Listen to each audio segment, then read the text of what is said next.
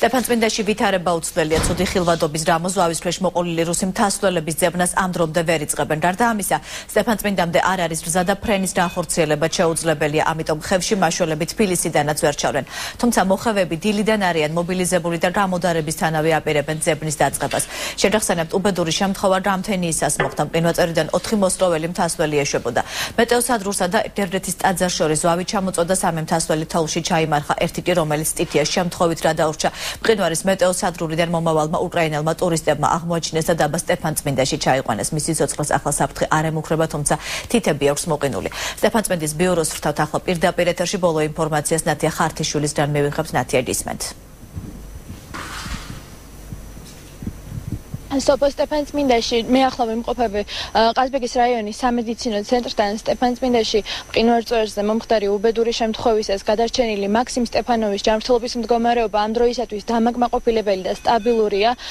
ჩვენ ვიყავით შესულები საავადმყოფოში, მას შემდეგ რაც პოლიცია გამოვიდა პალატიდან და ვცადეთ გავსაუბრებოდით და პირადად მისგან მოგვესმინა თუ რა მოხდა, მაგრამ პაციენტმა უარი გვითხრა ინტერვიუზე, მაგრამ დავადგინეთ ერთი, რომ დაღუპულები არიან და დაკარგულები სავარაუდოდ დაღუპულები არიან, როგორც ამას აქაური სამაშველო სამსახური გვეუბნება.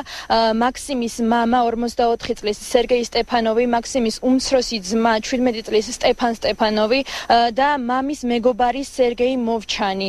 ეს არის ინფორმაცია, რაც ჩვენ ამ დროისთვის გვაქვს და ჩვენ ასევე ჩავწერეთ აქაო გუდაურის სამაშველო სამსახურის წარმომადგენელი, თუმცა ტექნიკური ხარვეზის გამო ამ ინტერვიუს მოწოდებას უფრო მოგვიანებით შევძლებთ და შემოგერთ. დღესდღეობით რა ინფორმაციას გვაქვს, 3 ადამიანი არის ზღვაში დაღუპული, ზემოთ გერგეთის სამებიდან დაახლოებით 3-4 კილომეტრით მეტეოსადგურის მიმართულებით და ვინაიდან ხილვადობა არ არის და ძალიან ცუდი ამინდია, ვერ ხერხდება სამაშველო ოპერაცია.